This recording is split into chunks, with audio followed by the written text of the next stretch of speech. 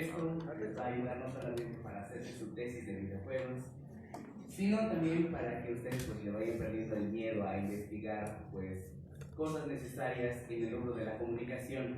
Pues dirán, videojuegos, ¿quién estudia eso, no? Parece bien ñoño y todas esas cosas, pero a fin de cuentas existe una complejidad detrás de todo esto. Bueno, ¿quién mejor para explicarles qué onda con el videojuego que el mentor, el doctor José Ángel Garfias? ¿Sí? Les da la palabra. Gracias, mi Joe, pero también sería bueno irnos al plano de primero de la anécdota y luego a la cosa seria, ¿no? Resulta que es ahí, ¿no? Y de hecho yo le digo el chavo, ¿no? Porque es mi chavo y ha aprendido muy bien de todo este asunto de los videojuegos. Ahí llegó un día ya en CEU, que tenemos en la Facultad de Ciencias Políticas y Sociales, este centro de investigación que es la Finisterra, y llegó a partir de una conferencia que dimos sobre el primer coloquio de investigadores de videojuegos. Obviamente él es videojugador, yo también, de hecho estaba jugando Mario Maker 2, estaba haciendo niveles, toda la cosa. Y bueno, pues yo lo puse a prueba, ¿no? Le dije, ¿qué sabes de videojuegos? ¿Qué sabes de todo este tipo de industrias? Y no, pues resulta que sí sabía. Y allí en la Finisterra, pues es un centro que construimos a partir de este interés por los videojuegos, este interés que tenemos sobre el videojuego. Y pues el muchacho se integró muy bien, ¿no? Nos ayudó por un periodo que todo lo que lo pudimos retener ahí trabajando en la Finisterra, primero como servicio social, luego como becario y ya ahorita en este último periodo que está próximo a titularse y de ese va a ser el punto estelar que nos hable de su tesis. Entonces, bueno, pues ahí él se integró muy bien y antes de avanzar, ¿qué más recuerdas de ese momento que llegaste ahí conmigo a la Finisterra?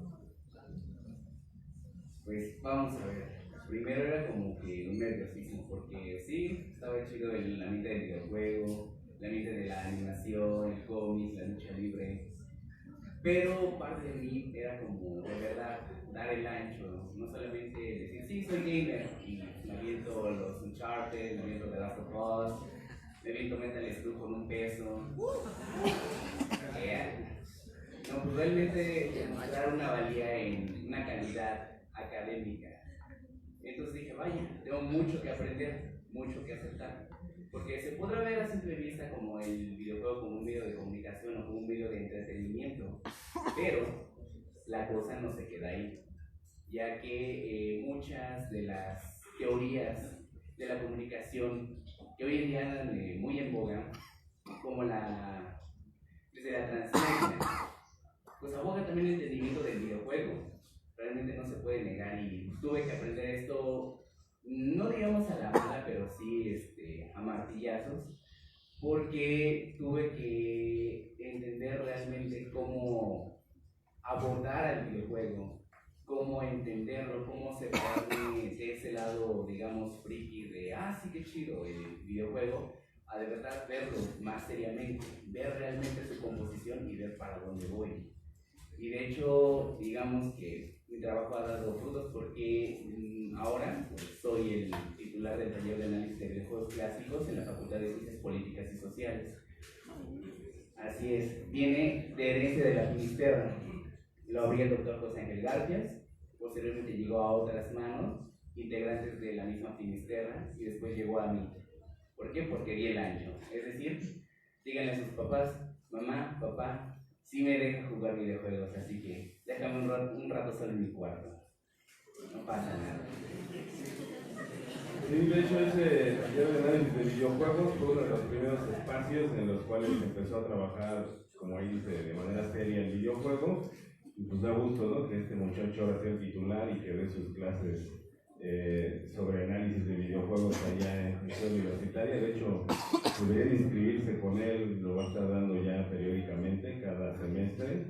Y pues ahí está el profesor Emanuel, ¿no? Que pues, da un gusto ver cómo ha crecido.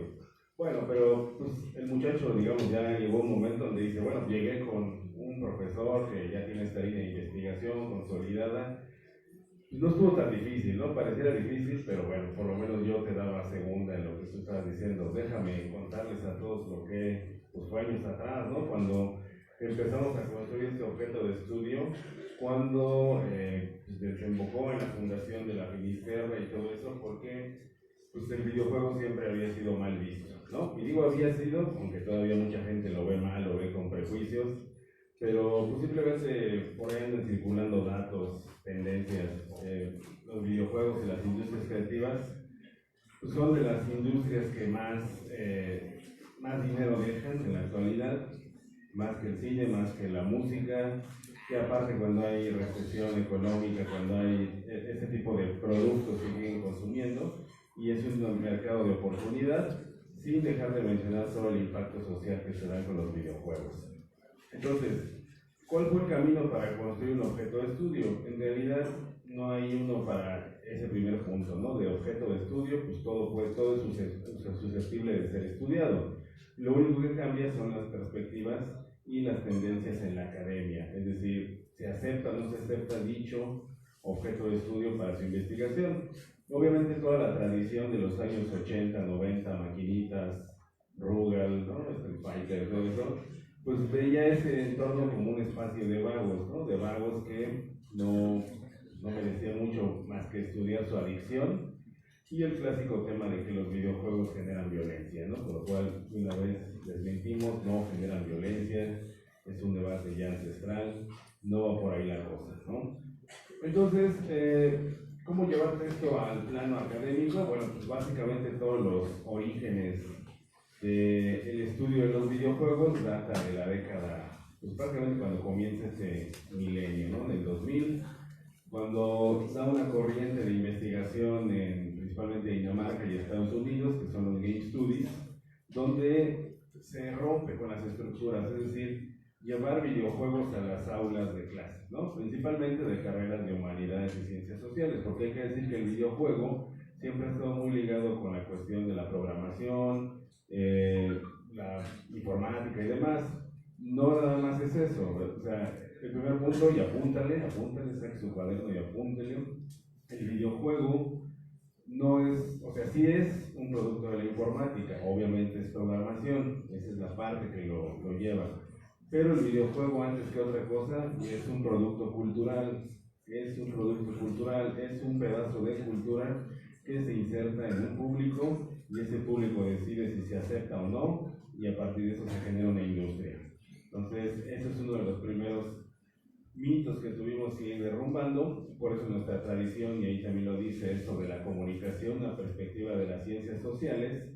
El videojuego es un producto de la cultura y que tiene como herramienta la programación. Si no lo insertas como un pedazo de cultura dentro del imaginario al cual quieres que vaya este videojuego, difícilmente va a tener éxito. Y ese luego ha sido el error y el camino de la industria del videojuego en México, donde se trata de enseñar programación, diseño y la parte técnica respecto a esto, más que la parte cultural que hay detrás de toda esta industria. Entonces todo va de la mano.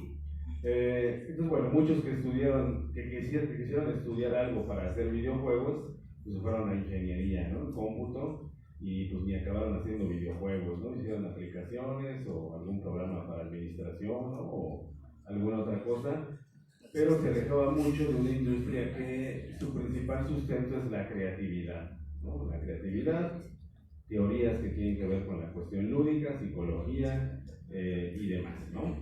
Entonces, bueno, todo ese tipo de discusión se estaba dando en el cambio de milenio, 2000, por ahí más o menos, y entonces es la época en que a mí me toca estar en el lugar que está acá el muchacho, yo como estudiante de licenciatura, planteando en aquel entonces, estamos hablando de 2004, ¿no? Ya unos años, todavía habían nacido varios de ustedes, bueno sí, ya habían nacido, pero todos estaban muy caguengues, ¿no? Entonces todavía, si acaso, ¿no? Y entonces me toca a mí plantear una tesis de investigación y dije, pues yo toda la vida pues, me he dedicado a los videojuegos, como fan principalmente, y dije, pues vamos a hacer una tesis de videojuegos. Olvídate del asunto, ¿no? No había alguien con quien acudir. ¿Quién era el investigador de videojuegos en aquel entonces? Nadie, ¿no? Entonces, más bien me apoyé de una profesora a la que le caía bien, ¿no? Me no sabía nada de videojuegos, obviamente ella. Y pues más, lo que habló de mí más bien fue que era yo bastante dedicado a la escuela, ¿no? Tenía más o menos buen promedio, digamos, ¿no? Y entonces eso me ayudó, ¿no? Bueno, no sé ni qué vas a hacer, pero pues hazlo, ¿no? Seguramente lo vas a acabar. Y ahí la regaron, ¿no? Me dieron permiso de hacer algo de videojuegos y entonces hice una tesis sobre Castlevania, mi licenciatura en comunicación. En aquel entonces explicando toda la parte narrativa de los videojuegos. Y pues bueno, ahí quedó el asunto. Yo pensé que pues ese era mi único aporte. Ya posteriormente me dijeron, oye, pues, creo que el trabajo es decoroso, ¿por qué no haces una maestría? ¿No? Yo tenía otros intereses, ¿no? Dedicarme a los medios, incluso a la lucha libre. En algún tiempo practiqué lucha libre y estaba chido, ¿no? Estaba bien, ¿no? Y, no, yo voy de gira con AAA y a ver qué sale, ¿no? A ver qué pasa. No, bueno, total, participo ahí en el programa de maestría de mi facultad. Obviamente planteé un tema de videojuegos, ¿no? Entonces, con toda la soberbia, decir, no lo van a aceptar porque pues, aquí no se investigan videojuegos. Soy de licenciatura, me dieron chance. Y no, resulta que en la maestría, ¿no? Me dijeron, tienes buen promedio, has cumplido, el tema es lo de menos, ¿no? Ya lo cambiarás, te darás cuenta que los videojuegos no dejan nada, ¿no? Y bueno, ya fue consolidar más formalmente en un posgrado un tema de investigación, posteriormente en doctorado también hacer un tema de investigación sobre videojuegos, y justo cuando ya termino el doctorado, ¿no? Y ya en el camino habían pasado muchas cosas, la industria estaba creciendo, ya se habían abierto escuelas sobre videojuegos como el SAE Institute. Yo de hecho ahí fui profesor mucho tiempo, y bueno, pues, ¿no? Está chido, ¿no? Lo que pensaban que no se iba a abrir ya se abrió hasta una escuela, ya las mentes estaban cambiando respecto al tema de videojuegos, y bueno, pues resulta que se abre una convocatoria para jóvenes investigadores, concurso la gano y como parte de mi proyecto lanzo la Finisterra como un centro de investigación de videojuegos, que a la fecha del 2015 para acá venimos trabajando con proyectos, ¿no? De hecho hemos publicado libros sobre videojuegos, aportes para la construcción de teorías del videojuego, que los invitamos mañana a la Filuni a las 6 de la tarde y los vamos a presentar estos libros publicados por la UNAM, ¿no? Es raro ver un libro de videojuegos con el logo de la UNAM, ¿no? Como diciendo, ¿eso se hace en la UNAM? Pues sí, se hace en esta universidad como parte de la investigación. Entonces ya el título de la conferencia de hoy se aplicaba, pero como para mí, ¿no? Como hace 20 años, ¿no? Casi bueno, son 20, son un poquito menos, ¿no? 15 años, diciendo que en aquel entonces, hace 15 años, llegar con un tema de investigación de videojuegos, pues era algo como un tanto arriesgado, ¿no? Ya cuando lo hace aquí el muchacho, pues ya tiene un camino ya más allanado, ya hay una tendencia, una línea de investigación, y adelante de él tenemos de la Finisterra, de formación Finisterra, porque justamente eso es lo que buscamos en Finisterra, pues no nada más dejar al alumno así, ¿no? Sino que lo vamos integrando en todos los niveles, pero bueno, pero primero tiene que ser friki, ¿no? Si no es friki, no, como que no funciona, ¿no? Y el muchacho es bien friki, ¿no? Entonces sí, por eso dice sí del ancho, ¿no? Sí, es bien friki, es bien geek, es bien ñoño, ¿no? Entonces funciona para todo eso, y pues es un proceso donde comienzan con nosotros, ya en este caso licenciatura, los apoyamos para ingresar en maestría, ya sea ahí o en alguna otra institución, y bueno, pues, si se fue hasta el doctorado, y sus contrapartes ya más mayores, como el doctor David Cuenca Orozco, recién se integró a la planta de académicos de la UNAM, donde un proceso donde vamos construyendo lo que a CONACYT le gusta llamar formación de recursos humanos, pero esta formación de recursos humanos en una línea de investigación nueva, algo novedoso, algo que no se había trabajado como son los videojuegos, y que es parte, ¿no? la investigación que se hace de todo esto. Entonces, bueno, el camino en esta ruptura que se da de cuando el Garfias mete este tema y se escucha raro, y cuando Getsaí llega y me dice quiero hacer una tesis de videojuegos, le digo, pues de qué más, ¿no? O sea, qué otra cosa, sino para qué viniste, ¿no? Aquí Entonces, ya cuando él se le vamos planteando el tema, ¿no? Lo integramos como parte de un proyecto de investigación, pues ya hay un camino donde ya se le puede sugerir bibliografía especializada en videojuegos, pero también una construcción que se hace del estado del arte a partir de otro tipo de literatura, porque también hay un montón de teoría del videojuego sobre qué escribir. Pensemos en esto como en el cine en la década de los 50, cuando se vuelve arte, y entonces el cine como arte tuvo que pasar por un periodo de reconocimiento en la propia academia, y entonces ya que era arte en los años 50, ya vienen los teóricos a sacar teoría cinematográfica, y después vienen las publicaciones de cine, donde se empieza a explicar pues, todo lo que involucra la profesión del cineasta, ¿no? Desde la dirección, personajes, iluminación, montaje, etcétera, etcétera. Lo mismo pasa para los videojuegos, hay un montón de cosas que escribir sobre de entrada cómo se construye el propio discurso de los videojuegos, cómo se produce, ¿no? La parte técnica, pero todavía un montón de cosas pendientes que escribir sobre los videojuegos, sobre los efectos, y no me refiero a efectos negativos, sino ya la parte positiva, todo el campo de los serious games, la gamification, unificar experiencias para que la gente participe en proyectos, movilizar personas, mejorar la salud, cambiar estados de ánimo con videojuegos, y su aplicación en arte también, y el gran fenómeno que vivimos hoy en día sobre eSports, que ese va a ser nuestro próximo proyecto de investigación que vamos a empezar en enero, trabajar 2 años sobre el eSports y sacar teoría, investigaciones y todo eso sobre los deportes electrónicos como industria importante. Entonces, hay todo un camino, hacen falta muchos investigadores de videojuegos y en general de todas las industrias creativas porque todos se conectan. El videojuego no bastaba para explicar todo ese fenómeno que queríamos entender y nos extendimos hasta otras cuestiones como el anime, como el manga, como los cómics, que van de la mano a este tipo de industrias, ¿no? Pues prácticamente todo lo que tú te encuentres en la Friki Plaza es objeto de estudio de la Finisterra, ¿no? Prácticamente, ¿no?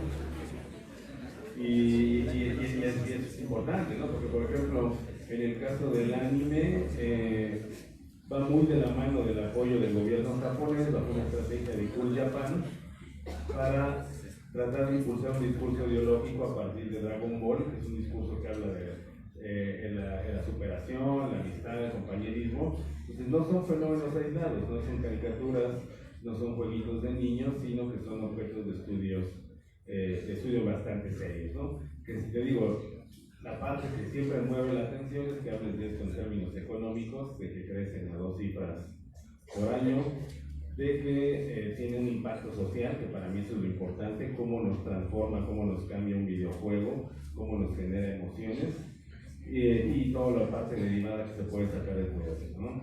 A fin de cuentas, creo yo que así es el camino de la ciencia. Por ahí hay un texto clásico de Thomas Kuhn, La estructura de las revoluciones científicas, que habla de justamente 2 periodos, ciencia normal, ciencia revolucionaria.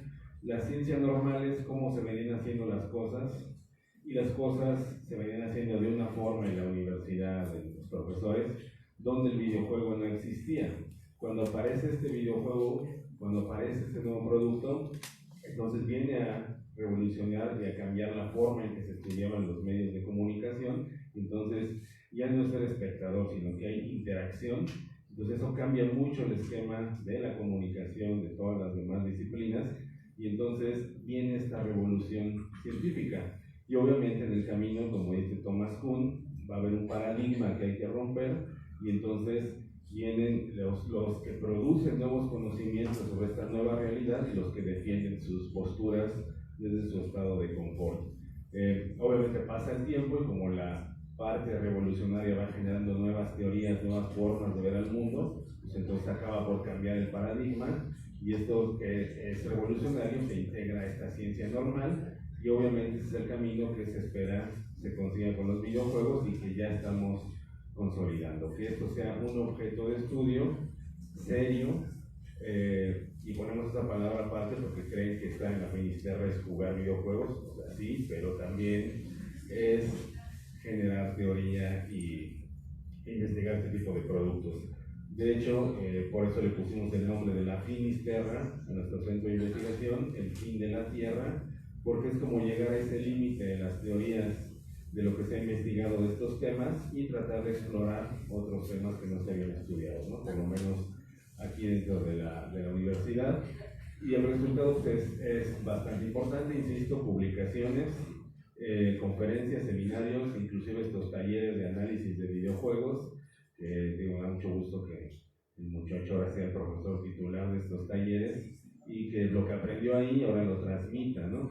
Muchos de los que han tomado esos talleres encuentran ahí la forma de plantear una tesis y bueno, pues esa tesis se vuelve parte de este corpus de investigación del que hemos hecho. Entonces, más o menos así ha sido el camino que se ha llevado esta investigación y así contado brevemente, estamos hablando de 15 años de cómo pasó todo esto y pues ahí está la mesa puesta para que cualquiera de ustedes, porque ustedes son mis hermanos de Aragón, ahí estamos lejos, pero nos lleva aquí el circuito mexiquense, nos trae rápido, ¿no? Entonces para mí es un gusto estar aquí en esta que considero mi casa, ¿no? Porque todos somos la UNAM y es un gusto estar aquí y ahorita vamos a responder preguntas, pero escuchamos la experiencia del muchacho. Gracias.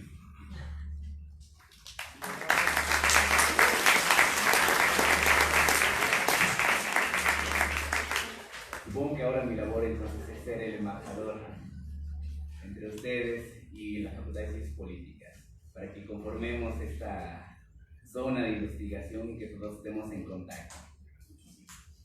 Así es, o hacer una finisterra aquí, dado que eso sería también una buena opción, ¿no? Bien, se nos había olvidado un poquito la presentación, he quedado en nada. Voy a... Entonces, bueno. Creo que lo vamos a retomar un poquito, me voy a parar porque, no sé, como que tengo el ánimo.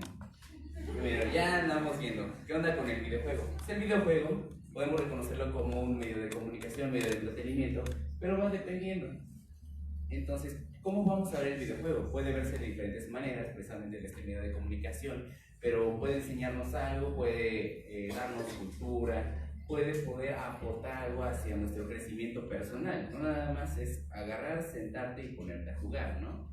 Vamos a ahondar mucho más en ello. Vamos a ver si el doctor ya nos habló de este centro de estudios, la Finisterra. Como este y muchos otros han dado pauta para poder investigar el videojuego de forma seria. Porque no nada más, como digo, es aquel medio por el cual nos vamos a entretener unas 10 horas, vamos a pelearnos en el Fortnite, vamos a acusar a uno que otro niño rata que nos encontremos por ahí.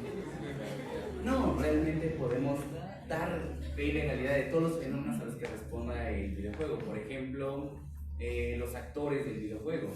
Una de las técnicas actuales para el desarrollo del videojuego es la captura del movimiento. Es decir, te ponen un traje así negro como de látex bien entallado, pero nada erótico. Y con él el actor se va moviendo y con eso se van capturando todos esos movimientos.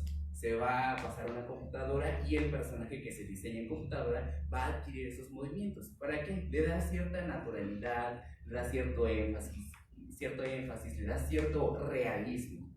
Es lo que buscan conseguir algunos que hacen este diseño. Pero ¿qué pasa con el actor del videojuego? Pues él tiene sus tablas actorales, tiene sus bases, pero al mismo tiempo tiene que recurrir a sus propias formas para manifestar este personaje. Si ustedes ven los detrás de cámaras de la captura de movimiento, se van a dar cuenta de que mucho de esto es la imaginación del actor, porque supuestamente tiene que estar recargado en una mesa, a lo mejor la mesa ni está, o es de foamy y no se tiene ni que recargar porque la quiebra.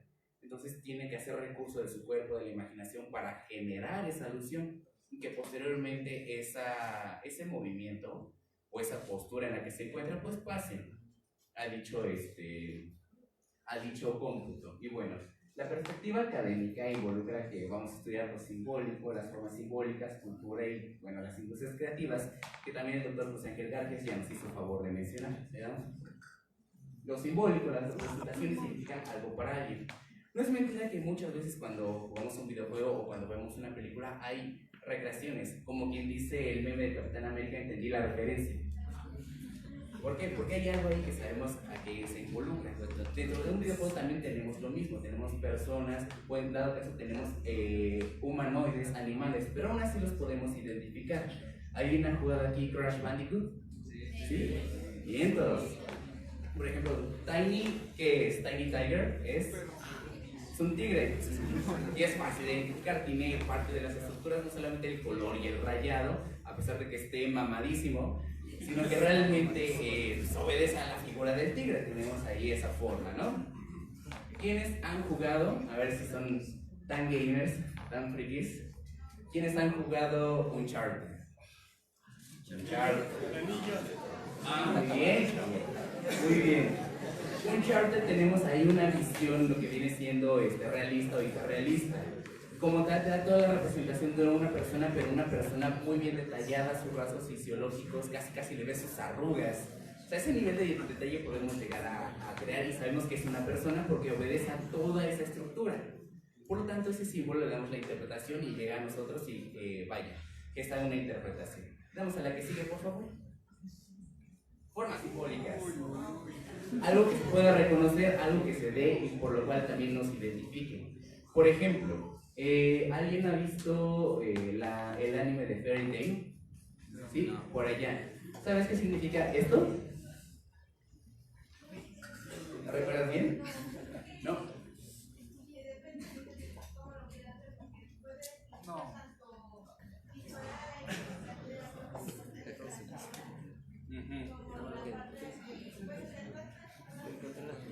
Así es, por ahí va, es cerca de una celebración. Otro ejemplo, ¿alguien ha visto Attack on Titan? Sí, ahí hay más. ¿Sí hago esto? Es el saludo de la región de reconocimiento, ¿no? Entrega tu corazón. Ya muchos empezaron ahorita con Sasageyo, Sasageyo. Pero corresponde a eso, también incluso llega a haber actitudes o formas, ya sea de los personajes o incluso del mismo videojuego, que no involucren tal vez a humanoides, pero que sepamos reconocer, incluso del mismo símbolo que llega a nosotros, como la de la Trifuerza, que se ha convertido en un emblema, o el honguito de Mario. Incluso su misma careta del ¡Wahoo! Se convierte en algo muy peculiar para nosotros, significa algo, y con ello lo recibimos. Le damos a la siguiente, por favor. Cultura. Esta va fácil. La cultura gamer, por ejemplo, de cómo llega la gente a la Friki Plaza y algunos se ponen a jugar Pokémon entre consolas, la 10, bueno, y futuramente con la Switch, con la futura 8ª generación. Pero a su vez existe dentro de la cultura, llegan a existir rituales, llegan a existir diferentes formas de manifestarse. Por ejemplo, si hablamos de esta cultura gamer, muchos pensamos que es el típico chico chaparrito o medio gordito con lentes, unas ligeras cicatrices de acné, pero no, involucra nada más el hecho de que estamos jugando, de que conocemos esta cultura de videojuegos, la vamos desarrollando. ¿Para qué? Bueno, para diversión, para nuestra formación personal, etc. Involucra muchos sentidos. Pero como decía el doctor José Ángel Garfias, este pedacito de cultura que también nos identifica, pues también involucra el hecho de que la cultura la consumimos para sentirnos uno. Si tú compras una playera del Hombre Araña, es por una razón, porque te gusta el Hombre Araña, es así de simple. Y si yo te pongo, digamos, 2 playeras azules, pero una tiene un logotipo, por ejemplo, de Metal Gear, unos dicen, ok, porque me gusta Metal Gear, la voy a comprar, pero la utilidad de las playeras es la misma, te abriga, te da calor, pero es la de Metal Gear. Lo mismo pasa con nuestros equipos de fútbol, es como decir, igual es una playera, es lo mismo, pero es, no sé, la de en ese entonces de Palencia, ¿no? Que jugaba en el Cruz Azul hace mucho tiempo. Dices, ok, es la chamarra de Palencia, el número era creo 14 o 10, no, era 14, si mal no recuerdo. Dices, ok, me la pongo. Por eso, hay ciertos elementos que como nos identifican, nos sentimos como parte de nuestro ser, por eso los adquirimos. Damos a la siguiente. Y eso da pauta a las industrias creativas y culturales. Existe una demanda de producción, hay distribución, contenido simbólico, trabajo creativo, hay organización de capital valorado y reproducción ideológica. Es decir, ya no nada más el videojuego te va a enajenar, sino que te va a dejar, te va a dar lecciones de vida. ¿Quiénes han jugado Metal Gear? ¿Sí? Por ejemplo, vamos a ver. ¿Jugaron Metal Gear 3? ¿El Snake Eater? ¿No? Vámonos al primero, Metal Gear Solid, entonces, de PlayStation 1. Eso. Por ejemplo, en la parte en que Psychomantis nos está... Luego la cara así, Psychomantis. ¿Ve cómo se funciona todo eso? Así. En la parte cuando Psychomantis nos está analizando, hay una ruptura de la cuarta pared, nos está según psicoanalizando, porque dice, tú has jugado Castlevania, y tú, ¿qué? Resulta que está leyendo la memory card que tiene la partida guardada de Castlevania, así es como lo logra. Pero aparte de eso, Hideo Kojima pone a Psycho Mantis no solamente como el lobo que te lee la mente, sino al mismo tiempo que tiene una razón. De alguna forma entró en la mente de un asesino en serie y se contaminó la mente. Pero esa contaminación no es como que le hizo malvado, le enseñó que la humanidad puede ser de cierta manera pútrida, le puede ser de cierta manera ojete. Y cuando lo vence Snake se da cuenta de que hay personas peores. O sea, ve a Snake y dice, no, tú eres peor. Todas las demás personas nada más tenían la nefasta sensación de compartir la semilla, de procrear. Pero tú no, tú vas más allá. Y cuando conoces a Snake te das cuenta de que lo que realmente él busca es un sentido de la vida. Él es un soldado, pero aún así está como que en una disputa consigo mismo de a ver para dónde va. Y en sí todo esto es como que una valoración a la vida. A todo eso llegamos con un videojuego. O sea, fíjense nada más realmente para dónde va luego el análisis del videojuego mismo. Le damos a la que sigue, por favor. Y bueno, de videojuegos tenemos ahí videojuegos AAA, que los vemos en el mercado, que están ahí todos bonitos.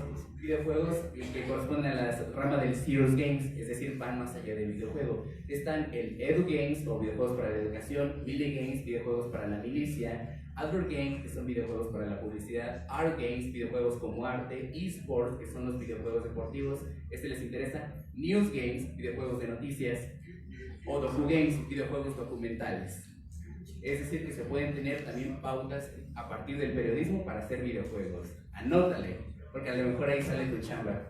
Ahí les pongo los ejemplos clásicos de Halo, un juego AAA que todos conocemos, la clásica travesía del Master Chief. Y aquí uno, digamos, interesante, se llama Disputazo Político. Es como que el Smash Bros, pero con políticos mexicanos. Y se puede descargar para celulares. Así que pueden salir de la conferencia, descargarlo y jugarlo. Y es interesante porque todos sabemos que es un modo campaña en un videojuego. Aquí es un modo campaña política. Así más o menos se puede hacer, ¿no? Fíjense, entonces podemos dar este análisis de los videojuegos. Vamos a la que sigue, por favor. Y ahora sí viene mi anécdota, ¿no? Estudiar el videojuego, completar el proyecto, ¿no? Cuando empecé, pues sí por friki quería hacer una tesis de videojuegos, no me voy a engañar, la verdad. Pero involucra más que solamente pues, ser un friki y querer ver el título de un videojuego en mi tesis, ¿no? Involucra más. Primero, plantear un problema. ¿Qué problemáticas podríamos encontrar en el videojuego? Por ejemplo, vamos a ver. ¿Sabían que el videojuego Red Dead Redemption 2, a pesar de que fue una nominación muy clara para Juego del Año, involucraba unos tratos bastante crueles a través de, digamos, los jefes hacia sus subordinados para concretar el juego en tiempo y forma? Era una calidad de trabajo inhumano, la verdad. Ahí en esa situación pues hubo una investigación, podría decirse periodística, ya que muchos blogs, medios se involucraron para decir, a ver, ¿qué pasó? ¿No? ¿Realmente qué pasó ahí? Pues te das cuenta de que a mucha gente pues no se le pagaba bien, no les extendían los horarios, nada más para que el juego quedara chido y pudieran apreciarse los genitales de caballo, ¿no? Que es la broma que muchos hicieron. Decían, entonces, ¿pero qué pasa ahí? Realmente hay un fenómeno laboral dentro de esta cuestión que puede tratarse del lado periodístico. En ejemplo, o si no, con lo que estaba hablando de Metal Gear, realmente, ¿cuál es el contenido de Metal Gear? Les voy a hacer una pregunta. ¿Ustedes creen que existan los videojuegos de autor? Autor. Si tú puedes reconocer un Picasso, es decir, una pintura, puedes reconocer un Tarantino, es decir, una película. ¿Existe el videojuego de autor? Sí. ¿Por qué? Allá a ver.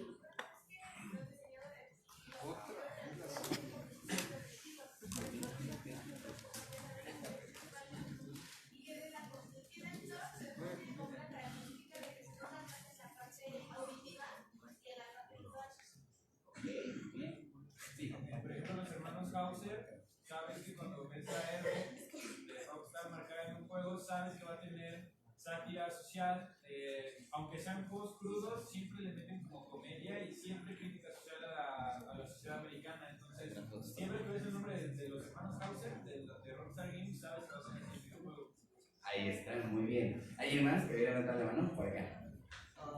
Bueno, también cierto. ¿Pueden entregar el micrófono? para que nos escuchemos todos. Entonces, también, por ejemplo, ciertos elementos narrativos y los textos y subtextos que puedan manejar los autores en general. Así es, muy bien. Fíjense, entonces incluso para ese tipo de análisis, si yo quiero ver qué tipos de juegos corresponden a esta clasificación de juegos de autor y por qué, tenemos diferentes sellos, cosas que podemos identificar de los autores o de las compañías mismas. Una de las cosas que identifica últimamente a Naughty Dog no solamente es su amor por el realismo y hiperrealismo, sino por la comunicación no verbal, la kinesis. Porque incluso, vaya, los personajes de videojuegos normalmente pues son un ente que se encuentra parado y para darle cierto realismo o cierta vitalidad pues se encuentra como que respirando y luego hace como que ese tipo de movimiento, ¿no? Naughty Dog pues se especializa en darle como que más matices, este tipo está parado pero hace como que está cansado de los pies, se tuerce el cuello así, el jugador no está haciendo nada, todo lo hace digamos el monigote que tenemos en pantalla y aún así dan ese toque de esa kinesis, esta comunicación no verbal. ¿Para qué? Para que el personaje te transmita lo que está sintiendo, te des cuenta de que es totalmente vivo, que en cada momento siente algo, tiene una necesidad, una incomodidad, etc. Entonces, por ahí va a girar. Entonces, ver ese tipo de fenómenos para plantearnos un problema y después darle a lo que sigue. ¿Le damos a decir, por favor? Gracias. El objetivo. ¿Qué quiero hacer con eso? ¿Qué acabo de identificar? Ok, me aviento Metal Slug con un peso. ¿Qué significa, no? Para muchos dirán, significa que eres tal vez muy bueno en eso y que has dedicado mucho tiempo de tu vida y muchas tortillas invertidas en esa maquinita, ¿no? O mejor dicho, tortillas no invertidas, porque a fin de cuentas no llegas con ellas, ¿no? Te encargan 1 kilo y llegas con ellas. ¿Qué pasó? ¿Qué es esto, no? Pero va. Tengo el fenómeno en mente, ¿no? Ahora, ¿cuál es tu objetivo? ¿Hacia dónde lo vas a dirigir? ¿Qué quieres hacer? Digamos en este contexto, quieres hacer una tesis de videojuegos. Si yo te digo, vamos a poner un ejemplo con The Legend of Zelda, la construcción de una propuesta de arco narrativo, es decir, que puedas identificar realmente cuál es la narrativa exacta a través de este tipo de videojuegos. Dirás, ¿cómo le voy a hacer? ¿No? Necesito entender entonces la narrativa, necesito entender bien qué significan los personajes y comprender todos los juegos a su perfección. De lo contrario no voy a ningún lado. Mi objetivo sería entonces no solamente jugar y posteriormente de objetivo tendríamos algo más. Llegar a una conclusión exacta donde diga, ok, doy por entendido que la línea narrativa de Legend of Zelda es así, así y así. Pero vámonos más difícil. Kingdom Hearts. ¿Quién ha jugado Kingdom Hearts? ¿Sí? Ahí hay 1, 2... No me dejarán mentir los que levantaron la mano. Kingdom Hearts tiene la historia más enredada que existe en el mundo de los videojuegos. Y parece no serlo, porque es un híbrido entre personajes de Disney y personajes de Final Fantasy. Se une Oriente y Occidente. ¿Ahí empezamos bien o empezamos mal? Porque vamos conociendo todos los munditos, vamos interactuando con la sirenita, después hablamos con Jack Skellington, todo bien bonito. Pero después cuando te metes con el tema de los sin corazón, los incorpóreos, qué le pasó sobre el final de Kingdom Hearts 3, realmente dónde estuvo Terra, qué pasa con la armadura de Terra, te vas metiendo en una historia tan compleja que dices, ¿para dónde voy? Por cierto, eso va a ser mi tesis de maestría, a ver si lo logro. Y vaya, concretar un objetivo para una investigación es fácil porque debes conocer bien tu fenómeno, es decir, de qué vas a hablar. En el caso de Kingdom Hearts, ¿alguien sabe qué es el multiculturalismo?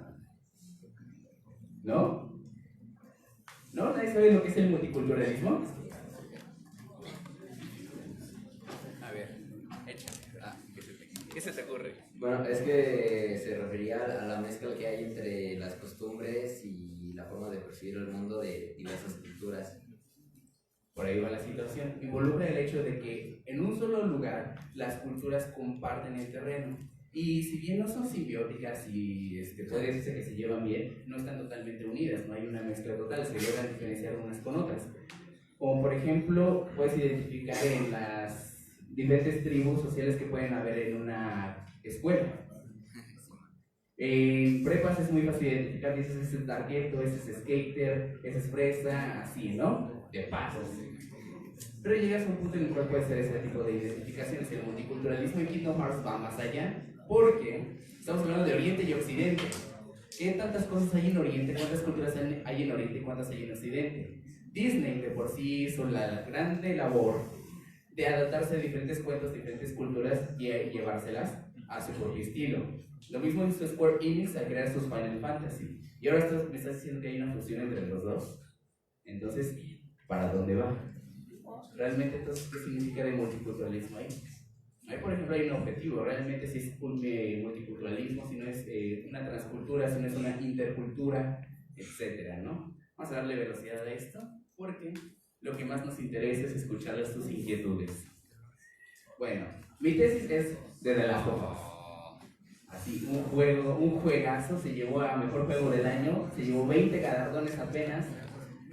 Es una razón muy obvia, ¿no? Para darle ese tipo de trato, ¿no? Fíjense. Ahora,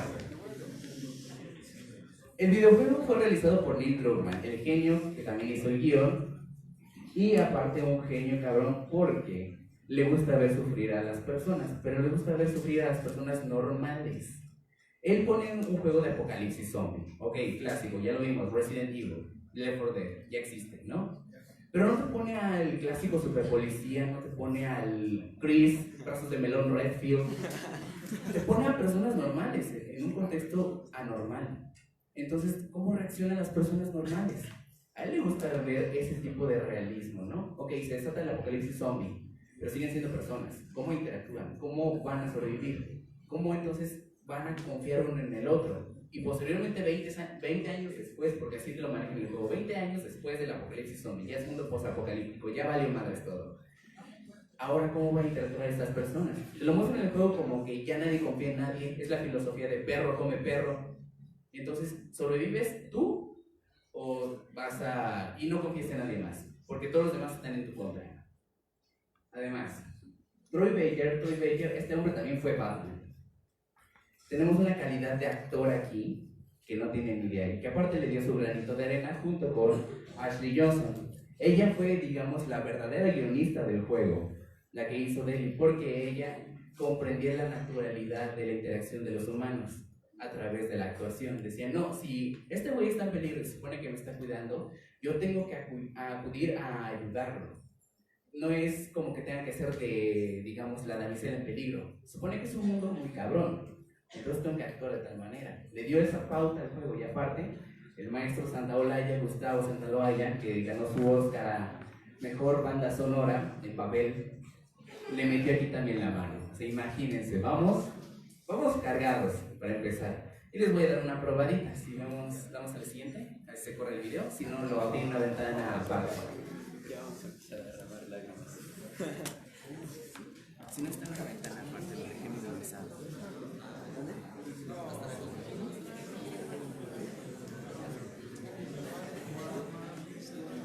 Creo que no se escucha.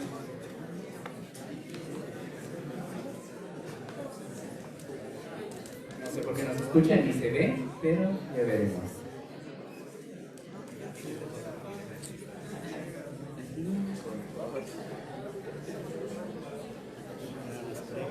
Hay que cambiar la pantalla, ¿no?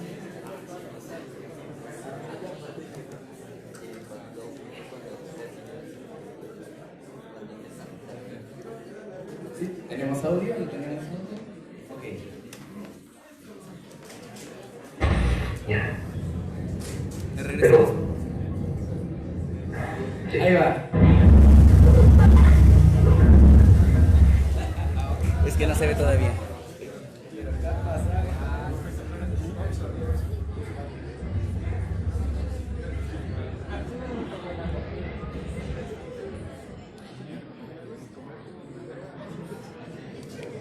¿Qué está pasando, doctor Garfias?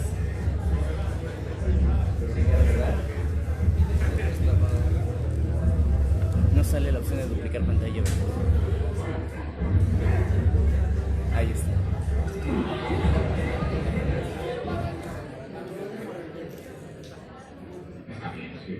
¡Éxito! ¡Hey! Necesitamos ayuda, por favor.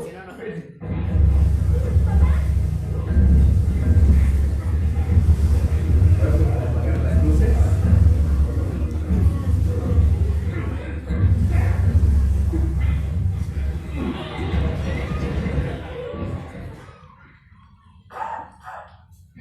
Sí, estamos a salvo. ¡Hey! Necesitamos ayuda, por favor. Es mi hija, creo que su pierna está rota. Bien. No estamos enfermos. Hay un par de civiles en el perímetro exterior. Solicito instrucciones. Papi, ¿qué sucederá con el tío Tony? Y te pondremos a salvo y volveremos por él, ¿sí? Señor, hay una niña. Pero... Sí, señor. Escucha, amigo, la hemos pasado mal. Solo necesitamos... Oh, mierda.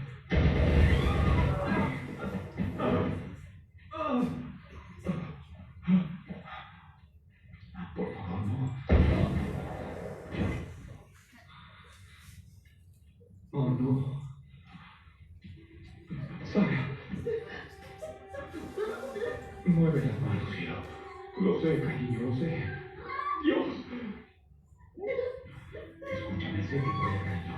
Estarás bien, cielo, quédate conmigo. Bien, te levantaré. Lo sé, cariño, lo sé que duele. Vamos, cielo, por favor. Lo sé, cariño, lo sé. Sara. Cariño. No me hagas esto, cielo.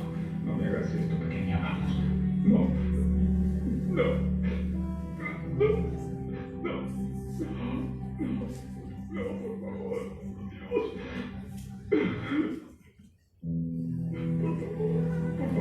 Por favor, no lo hagas, no, Dios.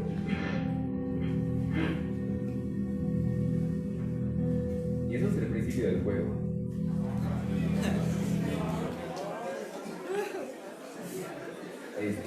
Principio del juego, todo es muy normal, te dan a conocer a Joel como el padre del año, tendrá la casa hipotecada, estará divorciado, pero quiere un montón a su hija, y te lo muestra. La niña también quiere un montón a su papá, le dan un regalo de cumpleaños, ese mismo día. Se desata el apocalipsis zombie, todo parece irse al drenaje, empiezas jugando con la niña, después hay un accidente de auto donde la niña se rompe la pierna.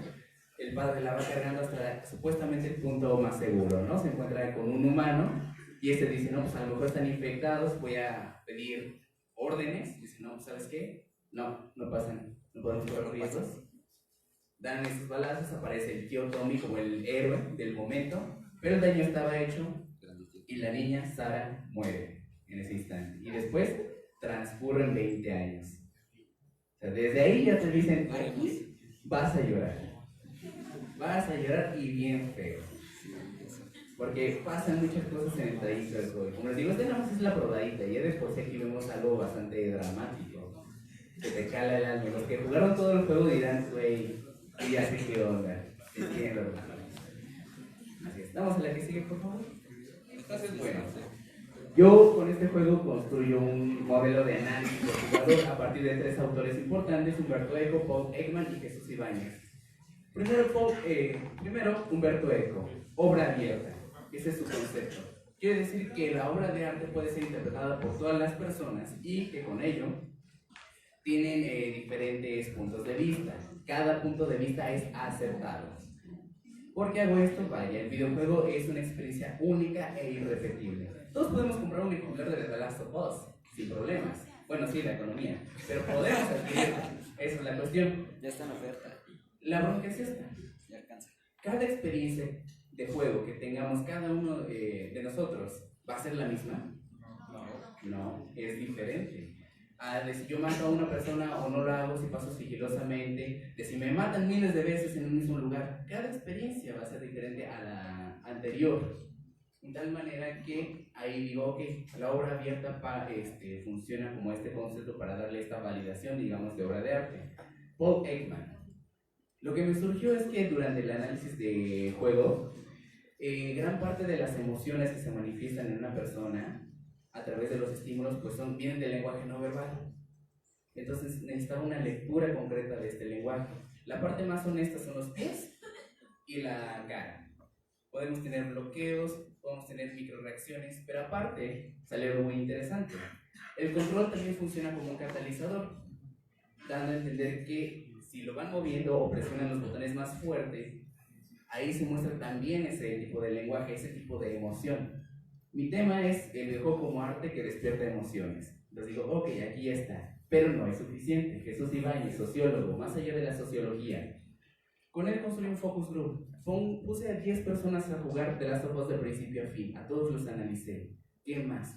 Pues falta confrontar las ideas para validar que es cierto. Yo esperaba un debate entre todos ellos y no.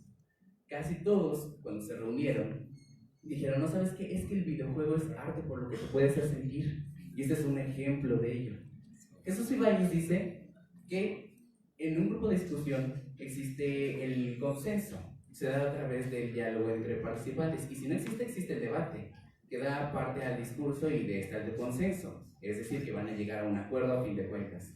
Hecho esto, significa que cuando dijeron, es que el videojuego puede ser arte por lo que te hace sentir, y todos dijeron sí de inmediato, hicieron ahí la representación social de lo que nosotros hacemos a la aceptación social. De, por ejemplo, cuando decimos la gravedad existe, sí, y todos vemos caer una manzana, sí, es cierto, todos lo validamos. Entonces ahí es donde se muestra ese fenómeno.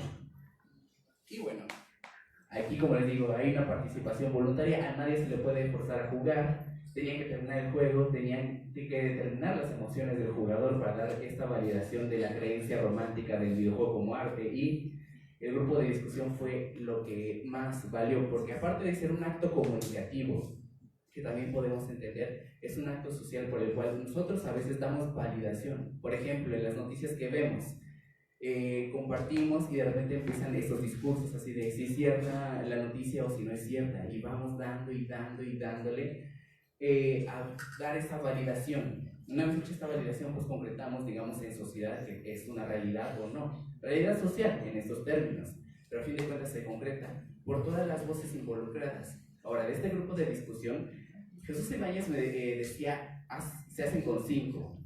Yo me vi muy, no sé, ansioso, me vi muy aborazado y le hice con 10, porque dije, vamos de verdad a tornar todo esto.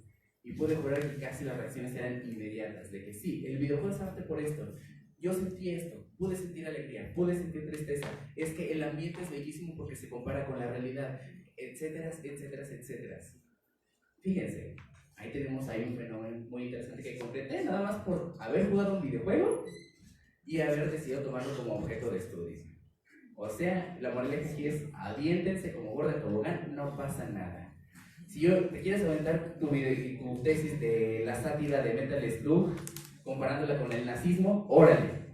Si te quieres aventar tu tesis de multiculturalidad de Kingdom Hearts, órale. Si te quieres aventar tu tesis de las evoluciones gráficas en los videojuegos, la remasterización y el remake, órale. Porque ahora se vale. Ahora es el momento de que todos ustedes, si lo desean, pueden hacer un trabajo de titulación de videojuegos, no solo tesis. Pueden aventarse un reportaje, qué tal el consumo de videojuegos en México, qué tal a tal tiempo. Tal vez la evolución del deporte electrónico o eSport en México. Una crónica de un equipo de eSport tal vez, o una crónica de diferentes videojugadores, para que puedas ver cómo son cada uno, digamos, tienen diferentes tribus, puedes ver cómo interactúan, si juegan, son muy hábiles, si juegan profesionalmente, si son youtubers, incluso eso. Puede incluso llegar a este punto de consolidarse como Twitchers y ganar ingresos a través de su carisma, de una composición, de comunicación, de venderse como producto también, publicidad, todo eso. Entonces fíjense el mercado de oportunidades que ustedes tienen a su disposición. Así que lleguen ahorita a casa y digan, papá, mamá, voy a hacer un trabajo de videojuegos y no me lo vas a impedir. Vamos a la que sigue, por favor. Esta es mi experiencia. Se puede hacer trabajos de videojuegos. El doctor José Ángel García ya se llevó la mayor parte del madrazo en su época. Ahora nos toca a nosotros corresponder. Decir, ¿sabes qué? Vamos a continuar. Podemos continuar si lo deseamos. No solamente del videojuego, podemos aplicarlo a diferentes formas. Así que por eso pongo esa imagen así. ¿Quieres continuar? Ahora que ustedes están aquí ya tienen un acercamiento al videojuego. Tienen una pequeña probadita. ¿Quieren más? Pueden tener más. Claro, pueden acercarse a la Finisterra con nosotros, pueden tomar talleres de análisis de videojuego, pueden hacer una maestría en gamificación. El mundo está abierto para ustedes y ahora el videojuego ya no es aquel ente perverso que decían que era del diablo y que solamente nos absorbe y quema el cerebro. No, es un mundo de oportunidades que ustedes pueden decidir si tomar o no. Vamos a la que sigue. Muchas gracias.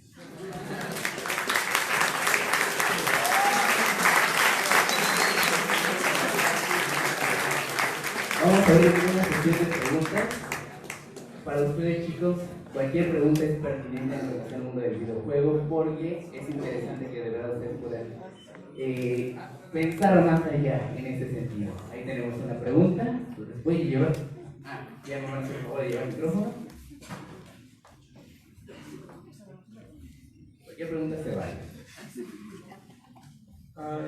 Hola, mi pregunta es para los dos, si me la pueden responder, incluso si me la pueden responder los dos sería perfecto. Creo que parte de ese tabú que tienen los videojuegos, incluso hoy en día, es porque son un poco elitistas en su público.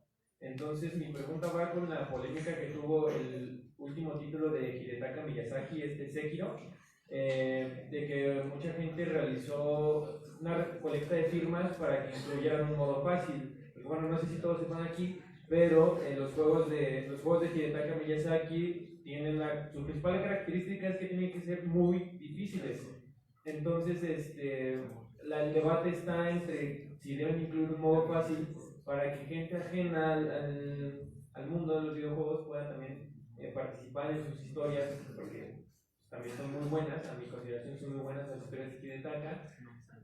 Y bueno, está la otra parte más como aguerrida que dice que no, que por qué tienen que modificar un juego que está hecho para gente que ha jugado toda su vida y se ha entrenado para que cuando lleguen ese tipo de retos podamos terminarlos, ¿no? Entonces la pregunta es, ¿qué opinan ustedes acerca de este tema? Si los videojuegos son elitistas o si debemos incluir un modo fácil en los juegos de Hidetaka para que más gente se incluya en el mundo. Es un hecho que cada vez se han hecho más fáciles los videojuegos. De hecho, ya el promedio del jugador no pasa en contra, no pasa complex, se le hace difícil. Mi generación jugábamos juegos difíciles y pues Sekiro no es nada, ¿no? En realidad. Después de eso y Dark Souls y lo que tú quieras, sin miedo, ¿no? Uno está para eso, pero las nuevas generaciones de videojugadores sí les gusta el modo fácil. Lo cual yo no veo mal, no veo mal que tenga el modo fácil, pues digo, no faltará quien quiera ver la historia, porque tiene una historia muy buena y es un juego AAA. No está de más que tenga ese modo fácil y bueno, pues ya lo demás es que alguien lo juegue como debe ser, ¿no? Bien difícil, o cuando juegas Devil May Cry lo acabas, sale Dante Must Die y lo acabas y así. Pues eso ya es una cuestión muy personal del jugador, pero sí siento que hay un estudio sobre la dificultad de los juegos, ¿no? También mucho de lo que un videojuego te causa emociones y satisfacciones en relativo a la dificultad.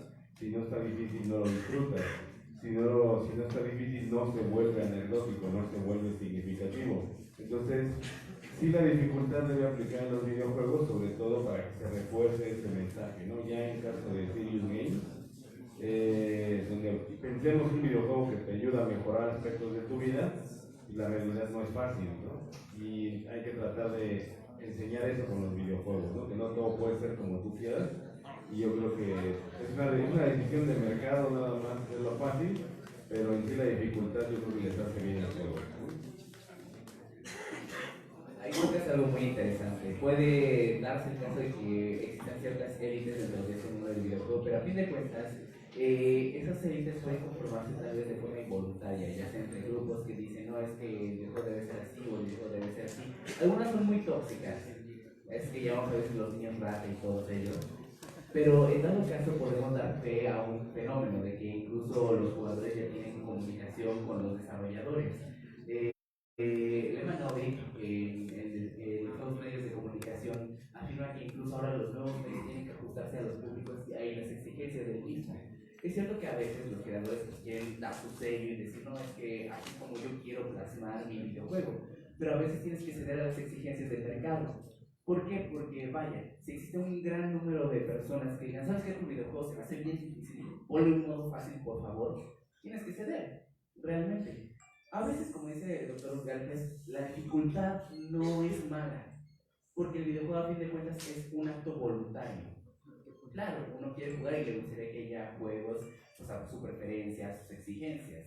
Realmente es un objeto de consumo que queremos que sea a ciertos estándares. Pero un desafío no cae mal de vez en cuando, es decir, tú puedes aceptar ese desafío o no. La decisión está en cuando lo compraste o no. Realmente entonces ahí vale mucho de acuerdo a la ética del jugador, realmente de qué es lo que quiere. Mi pregunta va un poco relacionada con la pregunta de mi compañero. ¿Podría considerarse quizá que estos sistemas de dificultad podrían estudiarse como una forma de relacionar al jugador con el juego? Se me ocurre el ejemplo de la serie Souls, que como Dark Souls, el punto es que el juego te dé miedo, y si no es complicado, si no es un reto, no te puede dar miedo realmente. ¿Podría generarse ese campo de estudio, la dificultad como una forma de relacionarse entre el jugador y el juego? Definitivamente ya hay una tesis respecto a la dificultad, ¿no? El tema de dificultad como categoría se genera una investigación que puede llevar a videojuegos y a cualquier cosa.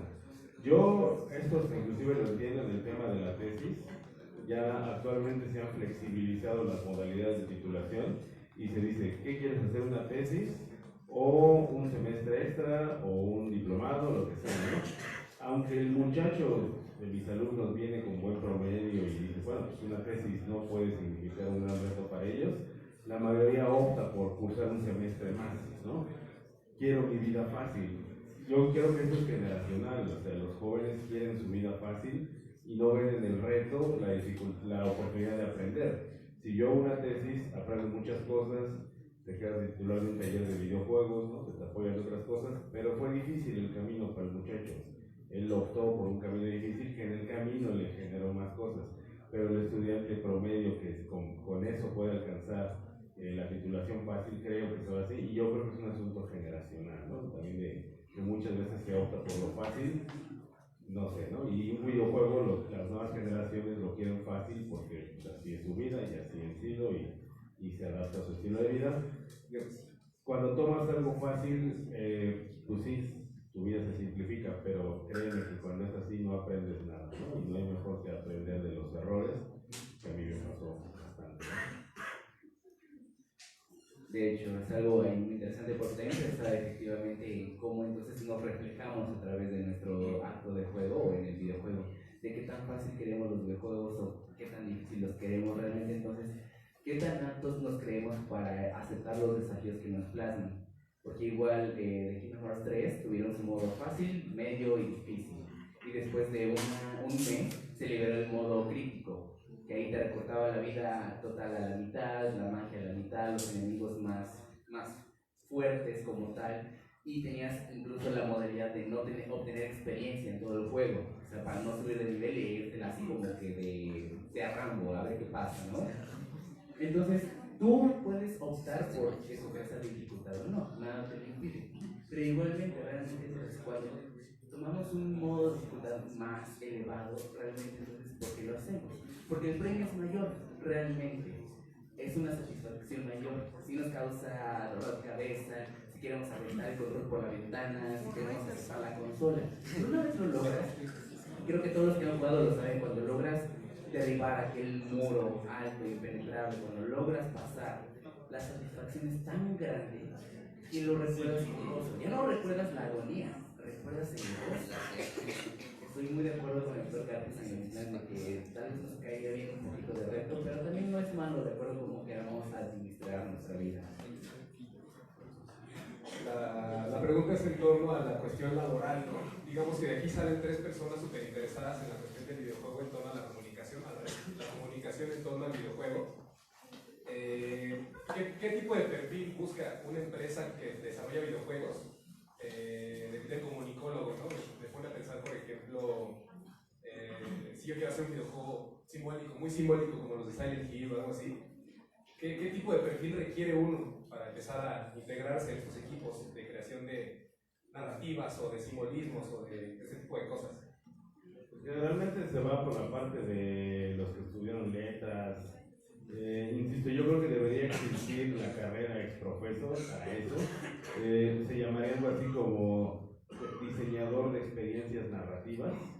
Y esa sería la carrera exacta, ¿no? Experiencias narrativas que tienen que ver con cómo utilizas tecnologías de realidad virtual, cómo utilizas realidad aumentada, cómo utilizas un videojuego para generar una historia, en este caso, ¿no? Lo más parecido es alguien de letras que adapta a lo mejor lo que sabe con su propia experiencia en videojuegos, o en este caso un comunicólogo que sabe adaptar mensajes a diferentes públicos, donde construye eso. A fin de cuentas, la industria del videojuego es tan amplia que antes se pensaba que con un programador se hacía, pero en realidad el programador programa y sabe combinar estrategias, pero necesitas darle un documento que diga, bueno, ¿qué quieres que haga? La parte creativa viene de la mano de todas estas carreras de humanidades, de letras, de diseño, y eso es lo que se buscaría, ¿no? Como tal, este es el problema, que no se da una carrera exprofeso de eso, ¿no? Y yo creo que es algo de lo que tenemos que impulsar, que se empiecen a dar estas carreras. Por ejemplo, los que estudian comunicación allí en la Facultad de Ciencias Políticas y Sociales, nosotros metimos 2 materias optativas. Ahorita ya están cursando diseño y producción de videojuegos como optativa de su plan de estudios. O sea, técnicamente desarrollando un videojuego pasan esa asignatura como parte de su formación. Y obviamente al ser comunicólogos se les da herramientas para entender todo el proceso del videojuego y qué tienen que ver ellos ahí. Pues pueden coordinar la parte, pueden hacer la parte de mercadotecnia, pueden hacer esto sin que se requiera la parte técnica, ¿no? Que esa es un tabú, ¿no? Que debe apoyar la industria, no es poner más máquinas y enseñar más software, sino entender ese objeto en lo complejo. Y creo yo que ni siquiera la propia industria entiende bien esto, ¿no? Las empresas de videojuegos en nuestro país, las que están saliendo, no lo tienen luego tan claro, ¿no? Hablan de inversión, de meterle dinero, pero no hablan de cómo quieren conectar un producto cultural con cierto público. Eso es lo importante. Dentro de nuestra especialidad de periodismo que tenemos aquí en la carrera, hablado también por esta afinidad que tengo, podemos incluso hablar de los news games, como mencioné hace rato, de videojuegos de noticias. Hubo muchos que salieron en principio como un tipo de crítica política, el zapatazo a Bush, es decir, un videojuego donde agarrabas zapatos y tenías que atinarle a Bush mientras estabas ahí. Este güey estaba moviendo, o el de las Torres Gemelas, donde tenías tú que manejar de hecho ese avión y tratar con las Torres Gemelas. Podemos llevar esto a un nuevo nivel, a un nuevo estilo, a ver el mercado y ser creativos para tratar de entonces entender realmente qué oportunidades tenemos, no solamente como comunicólogos, sino como periodistas. Ya lo llegué a comentar en una entrevista que con Assassin's Creed se contrataban historiadores y se hacían investigaciones de cómo eran ciertos estilos de moda, de la Revolución Francesa, de esa época, de cómo se conversaban las personas, cómo hablaban, qué sentían, cuál era la situación política, etc. Entonces, muy cercanamente, digamos, como también periodistas y comunicólogos, tenemos la posibilidad de la investigación para ese tipo de factores. Es decir, generar un tipo de valor simbólico para vender a las empresas. O igualmente, el Game Design Document, el documento de diseño de videojuegos, que a grosso modo es el guión de un videojuego. Si un guión de cine va más o menos como por este ancho, el GDB se va así y requiere una creatividad extensa, que aún así nosotros podemos elaborar en ese caso, que es todo el videojuego pero en papel. Entonces igual podemos tener esas oportunidades, pero como dice igual el doctor Garza, necesitamos mucho trabajo, necesitamos realmente ver para dónde van, necesitaríamos esa formación per se. Tenemos herramientas, pero aún nos falta desarrollarnos. Si queremos entrar en el mundo del videojuego, hace falta entonces comprender más los fenómenos, no solamente con lo que nos da la carrera, sino darnos la oportunidad de darnos un clavado en lo que nos falta para conseguir todo ese mercado. Gracias. Bueno, mi pregunta va sobre, no sé si han visto últimamente los videojuegos musicales que ya están basados como que, bueno, que tienes el grupo de la vida real y como que te lo traen al videojuego. Como Panic Project, no me acuerdo cómo se llama, el de BTS, o el otro es de otro festival. Entonces hay como proyectos musicales y de repente saltan al mundo de los videojuegos. Y lo que más me llama la atención de esta parte es que a partir del mundo de los videojuegos es donde se hace como más mercadotecnia, por así decirlo, porque el videojuego de estos más es el Apex Festival, y en el caso de este contamos con campañas cada que va a haber evento, cada que va a haber presentaciones, cada que van a sacar una canción, te dan como que la previa en el juego para que te den más ganas de conseguir ese producto. Entonces mi pregunta es, ¿el videojuego como producto de mercadotecnia? Sí, de hecho estás hablando del campo de los Harper Games, los videojuegos publicitarios, que justamente en este caso con la industria musical combina muy bien. Y Harper Games es un espacio de desarrollo también muy importante para México, porque de repente ya los medios tradicionales, ¿no? Simplemente la televisión va perdiendo audiencia y hay que llevar la publicidad a algún lado, ¿no? Si bien el medio deja de tener tanta aceptación, la gente está haciendo algo y muchas veces lo que está haciendo es estar en videojuegos, entonces habría que llevar experiencias de publicidad a los videojuegos para promocionar marcas, ¿no? Entonces, ya de hecho hay varias empresas en México que su principal producto es el Advergame y algunas marcas de cervezas, de golosinas y demás las han tomado como parte de la estrategia, ¿no? En este caso, industria musical, pues evidentemente un videojuego combina muy bien, ¿no? Pero bueno, no es para todos los productos, ¿no? A lo mejor dentaduras postizas, pues no, porque luego los adultos mayores no son el principal público que juega, pero todo ese producto y mercancías para jóvenes, niños y demás, pues el videojuego es un campo muy bueno para explotar la publicidad y pues sí, ¿no? Hay que especializarse, ¿no? No basta con saber publicidad, hay que saber publicidad y ser gamer para empezar a desarrollar algo de Adver Game. Yo solo diré una palabra: Pepsi.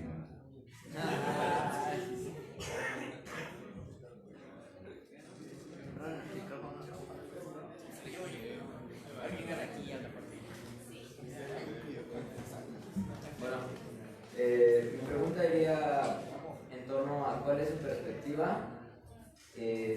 ¿Cómo identifican cuando un juego es arte o no?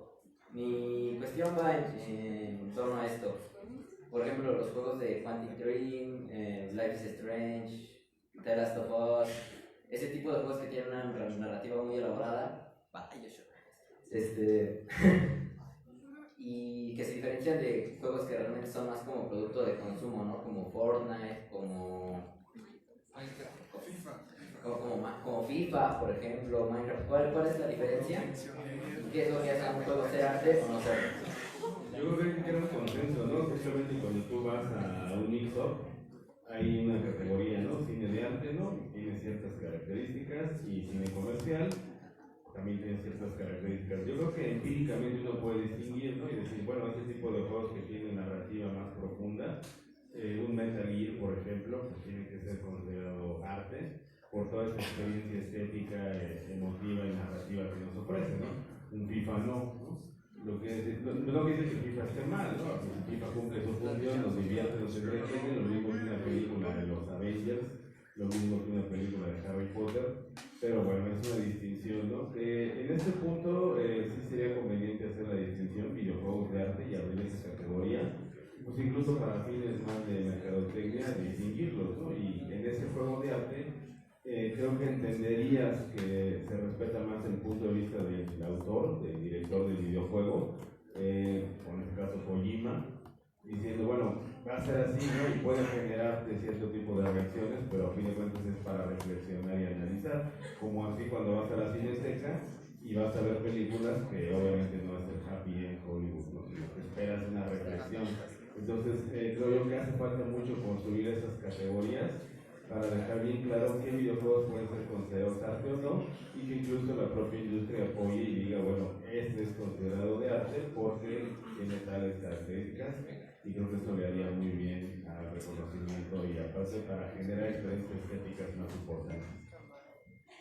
Así es, parte también de la visión de esa estética, a veces dejamos en el videojuego nada más como que todo es visual, pero involucra también no solamente la sensación sonora, sino igual la áptica. Se incorpora un lenguaje áptico actualmente, gatillo izquierdo y gatillo derecho ya significan apuntar, disparar para muchos videojuegos, se corrobora ahí parte de ese lenguaje.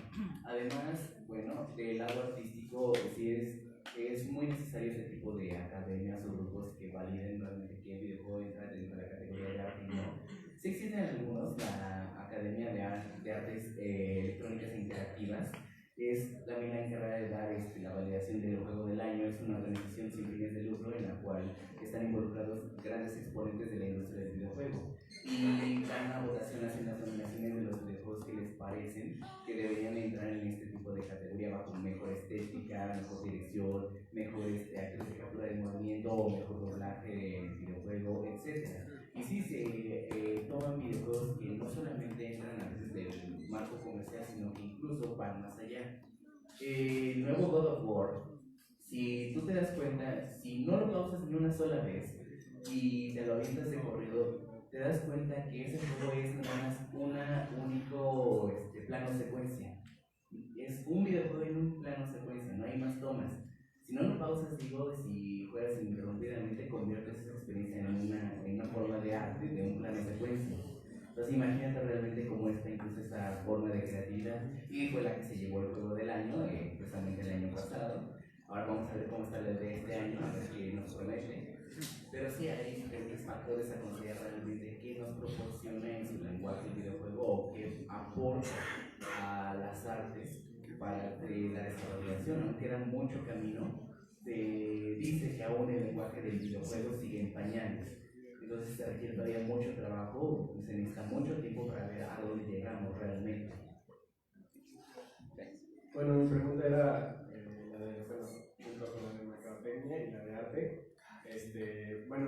En los últimos años, según yo, a partir como de 2013-2014, el doblaje, digamos, empezó a dar el boom como en los videojuegos. Y mi pregunta era como, ¿qué tanto cree que se aporta a lo que puede modificar a la producción de la que ya fue en inglés? ¿Qué tanto plus o qué tanto le puede quitar el doblaje a lo que es el videojuego como tal, al producto final? Lo mismo que en otras industrias, ¿no? Hay que hacer buen doblaje para que se transmitan las emociones. Generalmente el producto que se dobla en España está mal, no tanto por otra cosa, sino que la traducción, las emociones y demás cambian las cosas, ¿no? Cambian el sentido. En este caso el doblaje en español creo que hace bien, es una industria también que se genera para empleos en nuestro país. Esta localización de productos le viene bien y creo que es una opción importante, ¿no? Que se juegue ya en español, pero obviamente creo yo que la intención y la parte más fuerte pues, es en su idioma original, ¿no? Entonces sí es bueno tener estas dos opciones. Obviamente cuando veamos más juegos mexicanos pues tendremos ese doblaje propio, ¿no? Y después adaptar a otros lenguajes, pero yo en realidad juego de ambas formas. Algunos que no me gustan le cambio la opción, pero para mí es importante que sí se haga doblaje en español porque da sustento a que hay una industria del videojuego fuerte en México. Igualmente, considero que va mucho al gusto del jugador a veces, pero incluso se llegan a hacer cosas bien interesantes de otros doblajes. Criticamos luego mucho el doblaje español por el acento, por la forma en cómo dan esas interpretaciones. A veces consiguen un buen trabajo, como en Metal Gear Solid. A mí me gusta mucho ese doblaje porque te cambian la voz ronca de fumador, que sí es fumador Snake, de Colonel, can you hear me? A una más profunda, más seria, así, Colonel, puede oírme. Y ya fue como de, ay, es un Snake completamente diferente, como que más sensualón, pero es un tipo más agresivo. Se nota esa como que pauta del hombre que va a la guerra, el soldado mismo, te da esa calidad de personaje. El otro no me lo da tanto, porque tiene esa voz ronca, como que le da esa pauta. Sí, Snake es un fumador, como tal, entonces cobra sentido, pero de gustos a gustos, yo doy los doblajes españoles. Entonces hay que ver qué propuestas pueden llegar a los futuros juegos, o qué propuestas podemos dar, no sé. Por acá la última pregunta. Gracias. ¿Ustedes considerarían el juego de Sombra de los Zorros como arte? Pues yo creo que sí se centra mucho, porque el gameplay es solamente solo derrotar a los colosos, tiene una dirección artística muy importante y ahora que lo editaron, creo que es uno de esos juegos que podrían entrar en esta categoría, ¿no? No queda muy claro ahí que hay una moraleja, experiencia estética, bueno, hasta el final, ¿no? Que ya lo acabas y ya descubres que sirve de pie para otro juego, pero pues, yo creo que por ahí va el camino, ¿no? Esa experiencia estética va de juegos como Shadow of the Colossus, que obviamente ofrece esa opción para el espectador, ¿no? Yo creo igual, lo mismo va para ese sentido de la remasterización. Podemos ver una mejora gráfica increíble, una mejora sonora igualmente preciosa. Aún así, como que sigue incluso la cuestión narrativa está bien planteada, pero aún quedan como que ciertos baches para darle esa validación. Bien, pues un aplauso muy fuerte para los ponentes, por favor.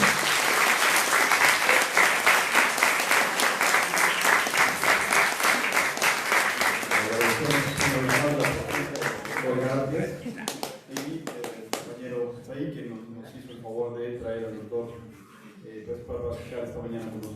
permítanme leer, por favor, la constancia. Universidad Nacional Autónoma de México, Facultad de Estudios Superiores Aragón, otorga la presente constancia al doctor José Ángel Garfias Frías por su participación en la conferencia El videojuego como objeto serio de estudio en comunicación, que se llevó a cabo el día 13 de agosto del presente año a las 11 horas en las instalaciones de esta facultad. Por mi raza hablará al espíritu. Fuerte abrazo para los doctores.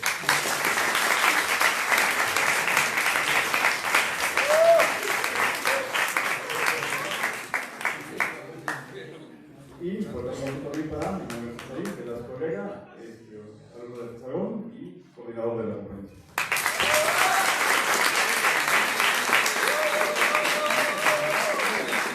Compañeros y compañeras, buen día.